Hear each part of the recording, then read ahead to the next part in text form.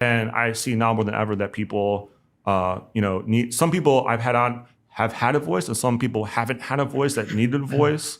Well, we haven't really talked too much about your podcast, but it's actually a pretty big feat you have. And like, I believe it's been years, not just something you just started recently. Like, you've been doing it for years, and you're at over 100 episodes, which is 136. Pretty awesome accomplishment. And you were even mentioning before we started recording that you already have like more episodes lined up, like you have people wanting to be a part of this and everything. So it's great. I would love to just have you share a little bit about that, like kind of what was your heart in starting that and how that journey has been, basically producing this podcast. So when I was working at Global Awakening at the time, this was right before COVID, in like February of 2020. And I had quite a few people at work say, hey, you need to, start a podcast. You need to kind of get more of your content out there. Because I would have interviews and I would do a lot of producing. And they're like, you need to, instead of having the camera off of you, you need to put the camera on you. But so how the podcast started was through different individuals recommending that I would kind of venture out more public in what I was doing in my producing. And